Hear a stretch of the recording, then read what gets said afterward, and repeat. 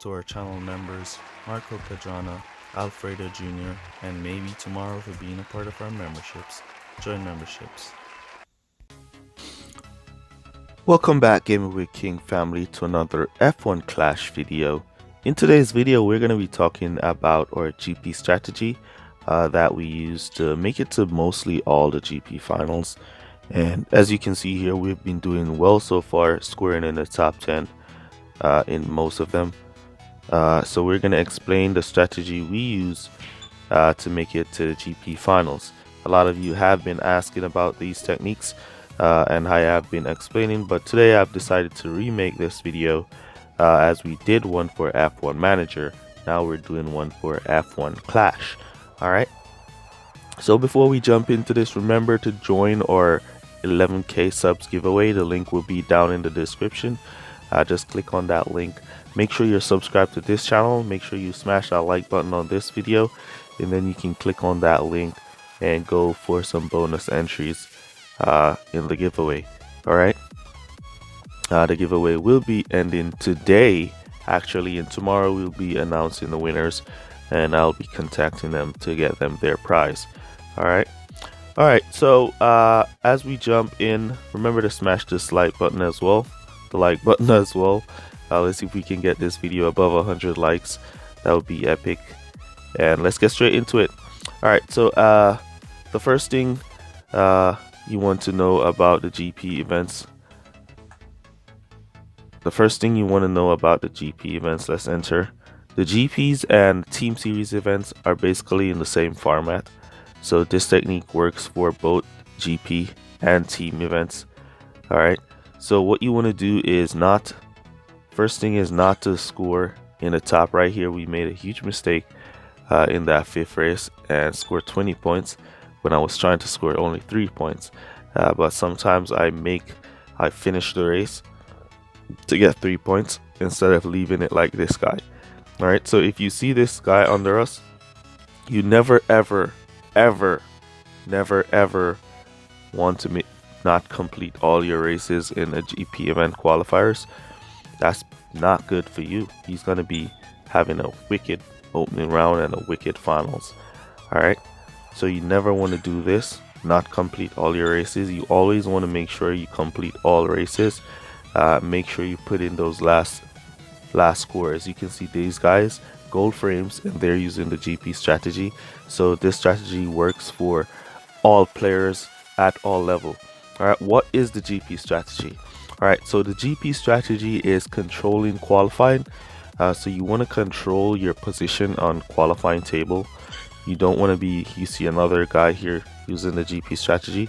You don't want to be qualifying too much. You don't want to be scoring too much points in qualifying. Like for instance, me right now, I scored 153 and this player scored 118. So in the opening round, players that scored 118 probably to 126 here, they'll be pushed in one group. Alright, so they'll be in a group with most players that scored 118 and 126. Alright, in the opening round.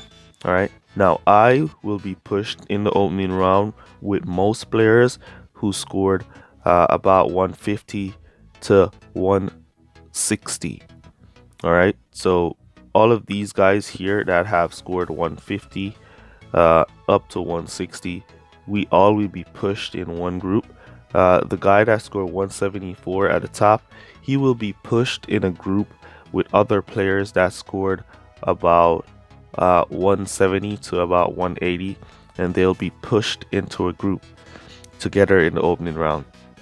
Alright, hence that group in the opening round that I will be pushed in will be stronger than the group that this dude down here that qualified in 15th place will be placed in. Alright, and then once you end the opening round, you go again. You want to control your qualifying again. So in the first round, you don't want to be qualifying above 10th place. So you want to be qualifying in 10 to 15th place in the qualifying round. Alright, in the opening round, you want to be qualifying from 25 to 50th place. In the opening round, you don't want to be going above that 25 mark. in the opening round, so you get placed in a nice and cool group and not get placed in a group that's filled with gold frames and they're scoring 47s all over the place. Some of you have been saying, how comes Gaming with King you scored 441 and you won a GP event, and I scored 459 and that gave me 30th place? That's the whole reason why.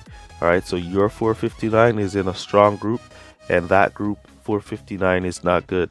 Alright, those strong groups are 47s. There are deadly groups, group of deaths, where 465 will be 50 in qualifying in the opening round.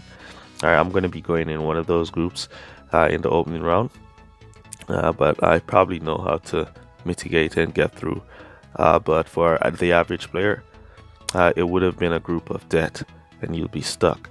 Alright, so once you've made it through, you've controlled your qualifying through the qualifying round, you've controlled your qualifying through the opening round, you're gonna come up with a final round with a group of players that have scored the same amount of score you scored in the first round.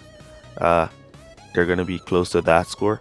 The same amount of score you score in the opening round, they're going to be close to that score.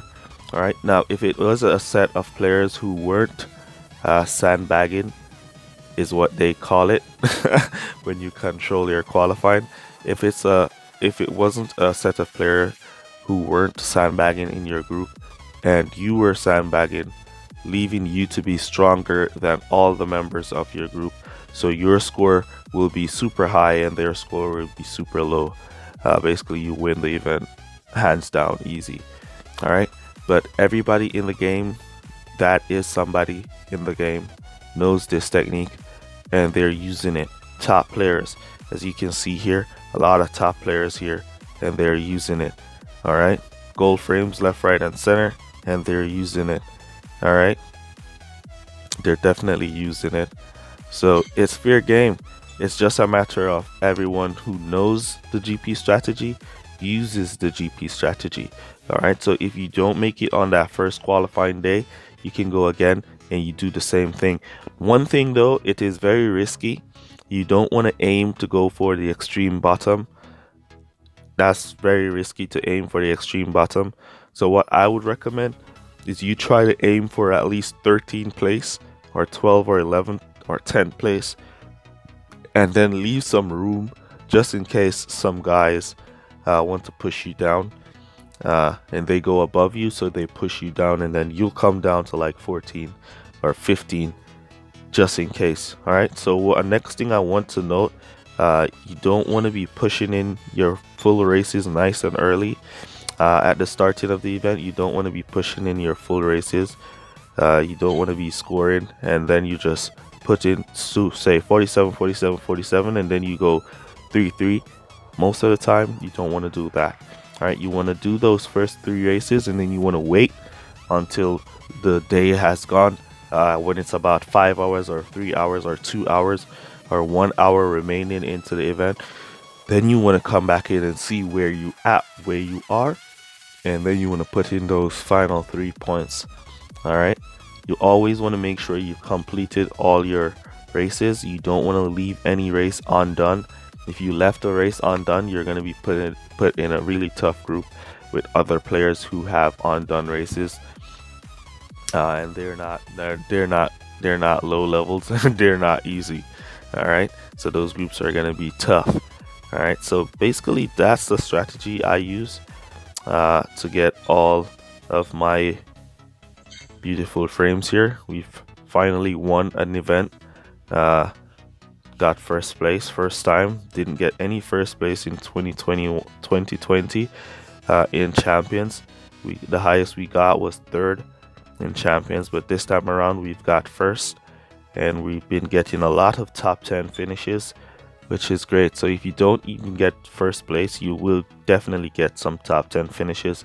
If you don't get top 10 finishes because your groups is filled of GP strategy players, then you will get some top 20, but you're going to get some top places. It's going to be a lot easier than what you're currently doing, and so on, if you weren't using the strategy, and so on. All right.